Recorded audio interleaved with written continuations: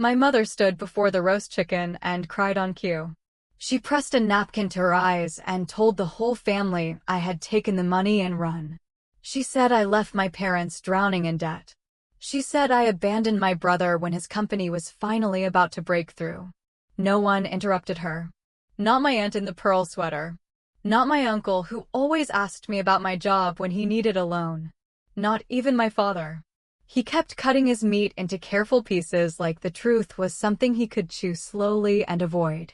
I sat at the far end of the table in my navy work dress. My phone was face down beside my water glass. My hands were still. That was the part they never understood. I got quiet when I was done. Then my cousin Rachel walked in from the front hall carrying a gray storage box with both hands. No ribbon. No label. Just a shipping slip and one white envelope taped to the lid. She set it beside the mashed potatoes and looked at my mother. The room changed before anyone opened it that cold Sunday night. On the envelope, there were only 4 words. Open the gray box. I remember them exactly because that sentence split my life in two. Before it, I was the ungrateful daughter who left. After it, everyone at that table had to decide whether they wanted comfort or truth.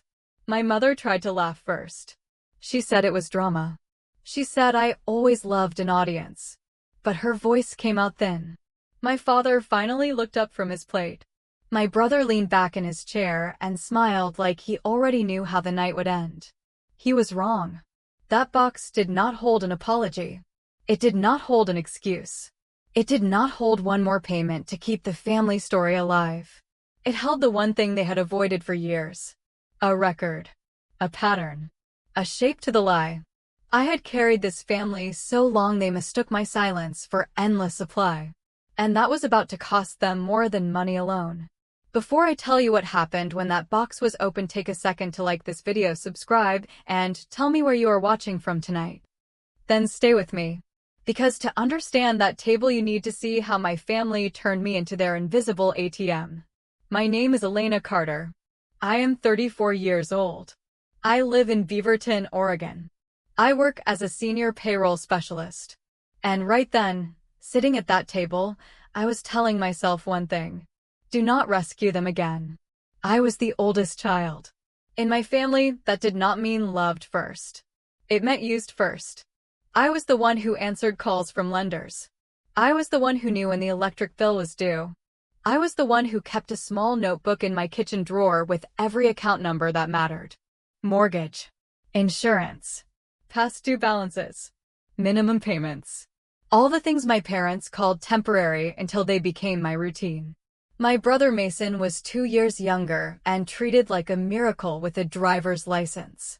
Every bad decision became proof he was bold. Every unpaid bill became proof he was building something bigger than the rest of us could understand. My mother called him gifted.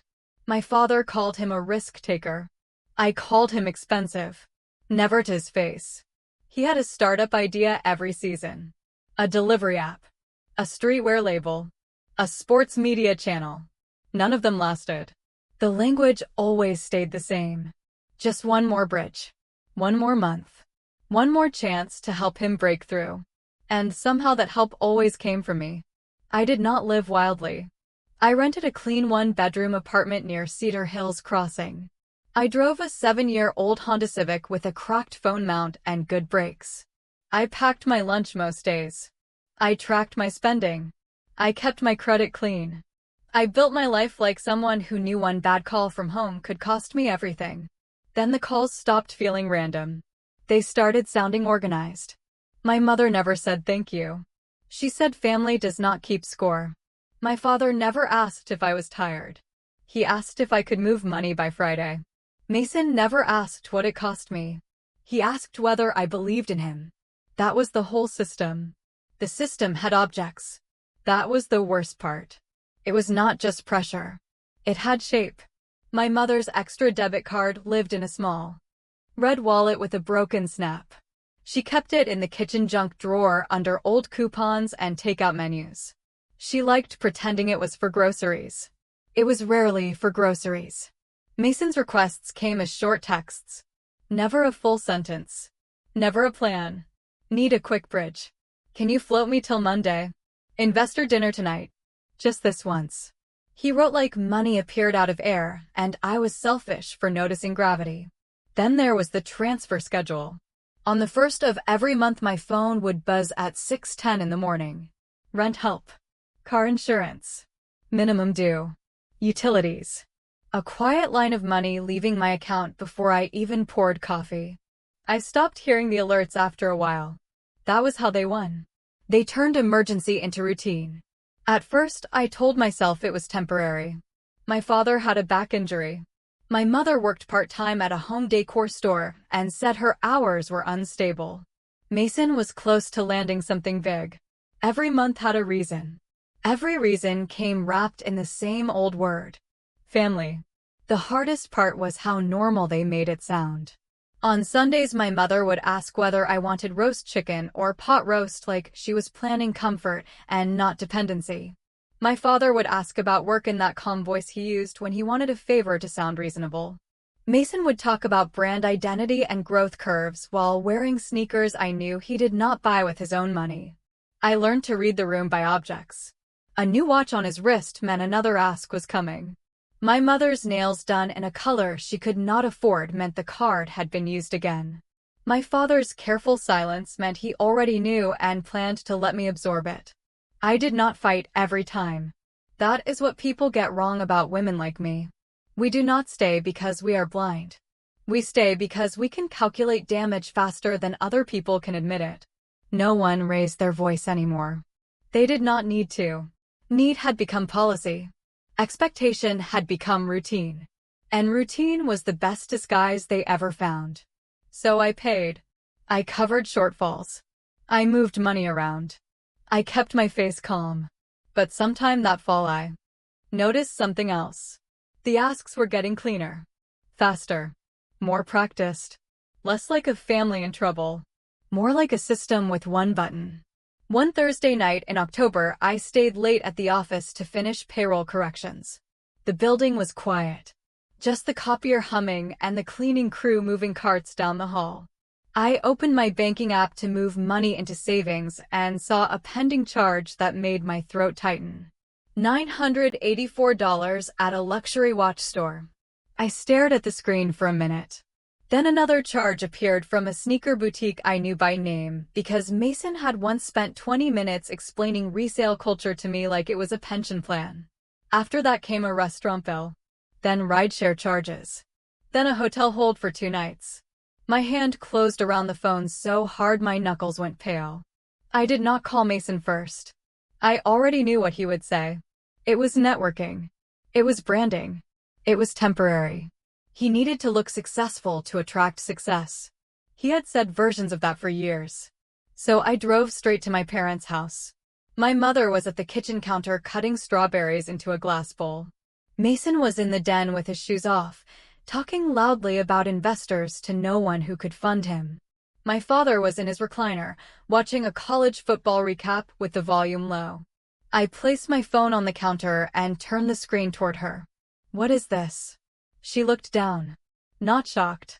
Not confused. Just annoyed that I had asked. "It is your brother's card," she said. "He had meetings this week." I asked her about the watch. The sneakers. The hotel. She rinsed the knife under the faucet before answering. That tiny pause told me more than her words did. He is trying to build something, Elena. He cannot walk into rooms looking small. I felt myself go still. I asked if anyone planned to tell me before using my account like it belonged to all of them. My father did not turn around. Mason laughed from the den and said I was acting like $900 was the end of the world. That was when my mother finally faced me and said the sentence that changed everything. "Do not be petty, just because your brother still has a future." I did not shout. I did not cry. I just looked at her. Then at the bowl of strawberries. Then at the red wallet in the junk drawer. For the first time I understood the rule. I was not the daughter they loved. I was the line item they protected. I know some of you have heard a sentence like that. You help. You carry. Then one day you ask one honest question and they call you bitter. If that is you, leave your story below. Because the next night in my parents' kitchen, I stopped calling their cruelty duty. I came back the next evening with a printed list of charges and a legal pad. My mother hated paper unless it came with my signature. My father was already at the table with his reading glasses on. Mason walked in 10 minutes late carrying an iced coffee and the smell of expensive cologne. He looked at the papers and smirked. This again. Yes, I said. This again. I asked one simple question. Who approved these charges? Mason dropped into his chair and leaned back. Mom did, he said. She knows what I am building. My mother lifted her chin. He had client meetings. I pushed the list toward her. There was no client meeting at a watch store. No investor dinner at a rooftop bar on a Tuesday. No reason my account should be paying for hotel nights I never booked. My father finally spoke. Your brother is under pressure. This is not the time to make him feel small. I looked at him. He was not defending the charges. He was defending the story. I said I wanted the card back. I wanted every automatic transfer paused. I wanted a full list of everything linked to my checking account by Friday. Mason laughed. You're acting like a bank auditor. No, I said. I am acting like the person paying for your life. That landed. My mother tried the family voice. Elena, you are the oldest. You know how this works. I said the line before I could soften it. That is the problem. I do know how this works. She folded her arms. Family does not keep score. I kept my eyes on hers. Then family should stop sending me the bill. My father told me to lower my tone. My tone was flat. He meant my refusal. Mason leaned forward. If it is so hard, stop helping. See what happens. The room went still. I looked at him for a long second. Then I wrote one sentence on my legal pad and tore the page off. Okay, I said. I will. No one moved. My mother thought I was bluffing. My father thought I would cool off. Mason thought he had won. He was wrong about all three. I folded the list once. Slid the red wallet back across. For the first time, nobody told me I was overreacting. The first thing that changed was the family group chat. Not the money. Not the accounts. The story. By the next morning, my mother had written the version of me she wanted everyone else to keep. I was tired. I was stressed. I was letting work make me cold. She sent that to my Aunt Denise, then to my cousin Rachel. Nobody asked what started it. They only asked whether I was fine in the careful tone people use when they had already accepted someone else's lie. That was the social part. It came first because it always came first. My father called that Sunday afternoon and spoke like a man discussing weather. He said families go through strain. He said Mason was under pressure, and I should not shame him for trying. He said my mother was hurt by my tone. He never mentioned the charges. He never mentioned the card. He never mentioned my account. I stood in my kitchen with a grocery bag still on the counter and listened to him explain the emotional impact of my boundaries as if boundaries were the crisis. When he finished, I said one sentence. I am not discussing feelings until I receive the list. Then he said I was making this transactional. It had always been transactional. I was just the last person in the house allowed to say it out loud. By Tuesday, my Aunt Denise called to tell me pride ruins families. She said my mother had cried after church. She said Mason had big opportunities. She said people who do well should help without turning love into accounting. I asked whether she wanted to cover the rent for November. She said that was not what she meant. Exactly, I said. Then I ended the call. That week, the pressure changed shape. My mother stopped pretending the card had only been used for groceries and meetings. Now she wanted speed. She texted me 3 times on Wednesday asking whether I had frozen the debit card. Thursday morning, she asked if I had touched the automatic transfers. Thursday night, my father emailed a refinance packet. Mason sent one message at 11:23 p.m. Do not tank this for me over ego. Not because it hurt more than the rest. Because it was cleaner. No guilt. No story. No family language. Just the system speaking clearly for once. You are useful. Stay useful. I did not answer any of them that night. Instead, I made tea. Opened my laptop. Logged into every account tied to my name. checking, savings, credit cards, payment apps, emergency lines. Every place where my money could leak without asking me again. Then I started cutting. I removed authorized users. I canceled the extra card. I shut off recurring transfers. I changed passwords. I moved my direct deposit into a new account at a different bank. I updated my payroll information before dawn and printed every confirmation page. I did not rush. I did not cry. I just closed doors. The next morning my mother left me 3 voicemails before 9. The first was confusion. She said the grocery card declined at Safeway and asked if the bank was having an issue. The second was irritation. She said the utility transfer did not land and the power bill was due. The third was sharper. She said my father had been embarrassed at the credit union and I needed to stop whatever game I was playing. I listened to all 3 while sitting in my car outside work. Then I deleted them and went inside. That was the procedural layer. They stopped talking about love and moved to access. What they wanted was not reconciliation. It was restoration. A week later I received the list I had asked for, though list was too generous a word. It was a sloppy stack of printed balances and handwritten notes in my mother's looping script. Rent shortfall.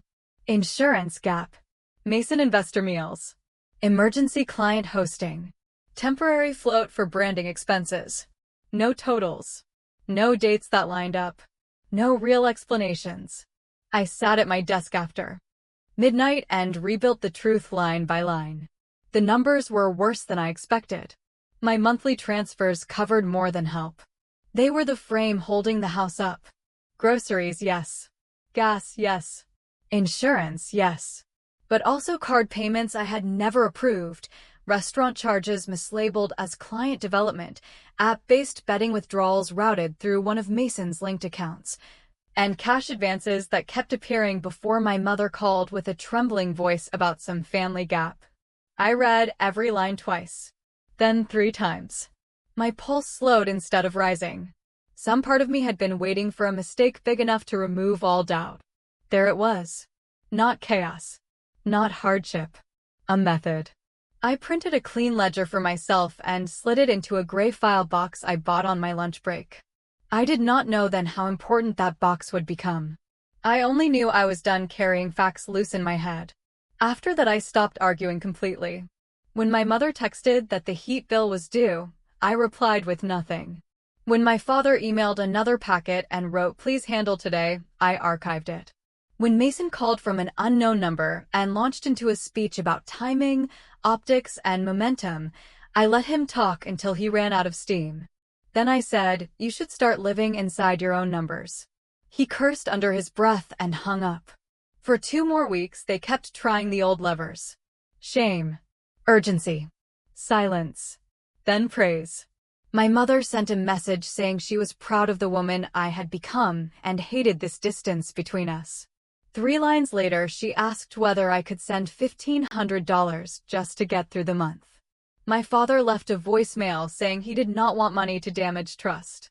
Mason sent a photo of himself in a blazer outside a downtown hotel with the caption "Big Pitch tonight." I put the phone face down and left it there.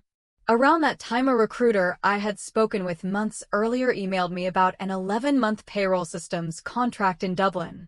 Good pay. Housing stipend. Start date in 6 weeks. I stared at the email until the office lights went dark around me. It felt clean. I accepted the interview. Then the offer. I told no one in my family. I renewed my passport, sold half my furniture, and packed my apartment in stages. I moved my important papers into a banker box beside the gray file box. Lease. Tax forms. Contract. Confirmations. Clean copies of the ledger. The final month before I flew out was the strangest. My family stopped asking how I was because they had never really asked before. Once the money shut off, all the polite little check-ins vanished with it. No one texted to ask whether I had eaten.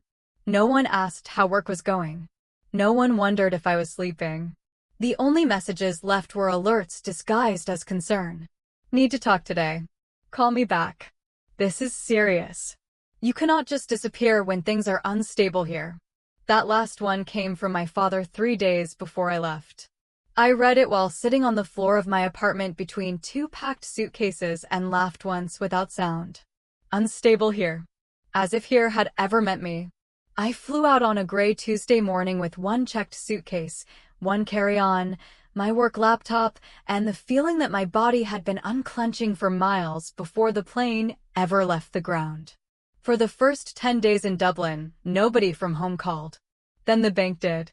Then a credit card collections number. Then the lender tied to the refinance packet I never signed. And after that, my family remembered my name. The first call came at 2:14 a.m. Dublin time. My mother sounded breathless. Not worried. Cornered. Why are lenders calling your father? I sat at the little kitchen table in my corporate apartment and watched rain drag down the window. My tea had gone cold. Because I stopped paying bills that were never mine. She cried on cue. Then came the usual words. Family. Stress. Sacrifice. Your brother is trying. Your father is humiliated. Not once did she ask if I was safe. Not once did she ask how I was living. Money had stopped. So I existed again. The next calls came from my father, then Mason. Obligation. Loyalty. Short-term setback.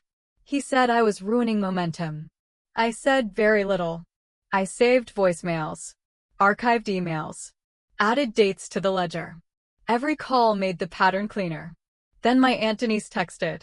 Family dinner Sunday at 6. Your mother wants peace. Peace does not need witnesses. Performance does. I flew back to Oregon 2 days before dinner and stayed near the airport. Saturday night, I printed fresh copies at the hotel business center. Transfer histories. Authorized user records. Card statements. Betting charges.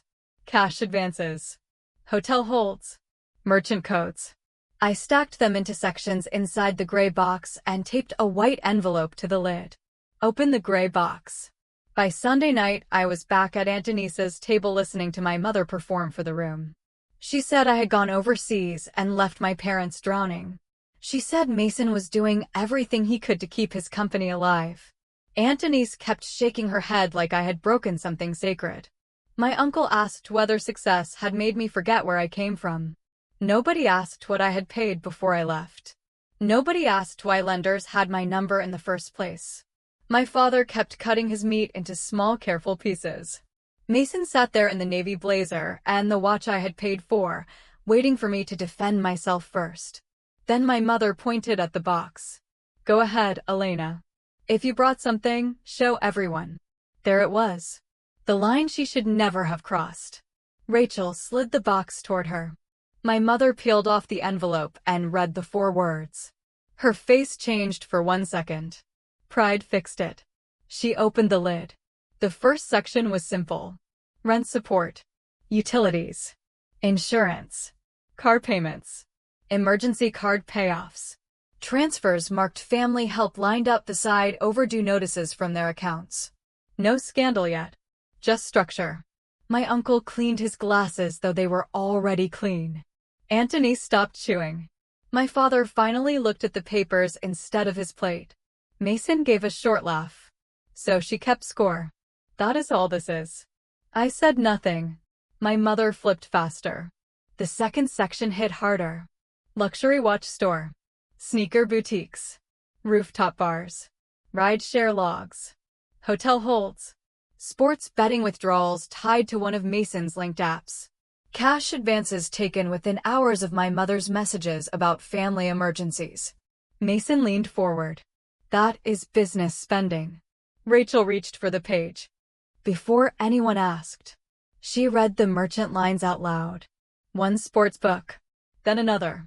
Then a casino ATM. The room went quiet in that heavy family way when truth becomes too plain to decorate. My father turned to Mason. What business uses a casino cash advance? Mason did not answer. He looked at my mother. That was the crack. Her hands started moving too fast. The pages made a dry snapping sound. Then she found the 3rd section. Recurring transfers from her checking account to a man named Leon Mercer. Boutique hotel charges. dinner receipts, gift purchases, weekend gas receipts from towns my father had never visited with her. I did not say a fare. I did not need to. Documents finish the sentence better than people do. My father read the name twice. My mother said it was not what it looked like, which is what people say when it looks exactly like what it is. Then the room turned on itself. Mason blamed her. She blamed him. My father asked who else knew. Aunt Denise covered her mouth. Rachel looked at me like she was seeing my silence clearly for the first time. No one was judging me anymore. That was enough. What stayed with me was not panic. It was the silence around me. No aunt telling me to be kinder. No uncle asking me to help father through this. No cousin calling me dramatic. Their story had collapsed. And once it collapsed, they had nothing to hold over me except reflection. My mother turned back to me and said I could have handled this privately. I held her eyes. I did. For years. Then I stood and pushed the box toward the center of the table. I did not abandon my family. I stopped financing their lies. No one answered. I picked up my coat and walked out before anyone could ask me to save them again. I drove back to the airport hotel with the heater on low and my hands loose on the wheel. I did not feel triumphant. That is the part people get wrong. When a life finally collapses, the sound is not always loud. Sometimes it is just absence. No more pleading. No more family language. No more pretending the damage was love just because I kept covering it. By Tuesday morning, Aunt Denise had left me 2 voicemails and 1 text. That said only this. Your father is not doing well with the humiliation. I stared at the message while standing in line for coffee and felt nothing except clarity. Humiliation had never bothered him when it landed on me. It only became a crisis when everyone could finally see who caused it. The consequences did not arrive in one cinematic wave. They came like bills do. One by one. Right on time. Mason lost the downtown apartment first. His lease had always depended on timing and image and a stream of money he called temporary support. Without that stream, the late fees stacked. The car was next. Then the office suite he rented by the month to impress people who never invested. His startup did not collapse because of my silence. It collapsed because there had never been much there besides branding, debt, and my account in the background holding the lights on. My mother stopped calling me directly after that dinner. She used relatives for a while. Then church friends. Then silence. I heard through Rachel that Leon Mercer disappeared the moment the transfer stopped. Of course he did. People like that rarely stay once the money stops. My father tried once more. He sent a long email about dignity, family repair, and the pain of public exposure. He wrote as if the box had attacked him out of nowhere. As if years of quiet extraction had not been their chosen language. I read the message at my desk in Dublin, closed it, and archived it with the others. I never replied. That was the real ending. Not the dinner. Not the tears. Not even the box. The real ending was that nobody could move money through me anymore and still call it love. My parents did not lose everything at once, but they lost the story they hid inside. My mother picked up extra shifts at the store and stopped getting her nails done every 2 weeks. My father sold the fishing boat he used twice a year and took money from retirement to settle the worst balances. They were not destroyed. They were forced into ordinary consequence. For the first time in my life, the adults in that house had to actually live inside the numbers they created. I stayed in Dublin through the spring. Then summer. I extended the contract for another year and rented a small flat near a park where children played soccer after school and old men read newspapers on benches even when the air stayed cold. I bought my own groceries. Paid my own bills. Slept through most nights. The first month I kept expecting my phone to light up before sunrise with a crisis I was supposed to fix. After a while it stopped feeling strange when it did not. I learned something simple there. Boundaries are not revenge. They are the line between being needed and being consumed. Some families only feel stable when one person keeps bleeding quietly into the floorboards. The moment that person stops, everyone else calls the silence cruelty. It is not cruelty. It is exposure. Now I have a question for you. What would you have done at that table after the box was opened and the story broke in half? Leave your answer in the comments. The day I stopped paying, they finally had to meet themselves.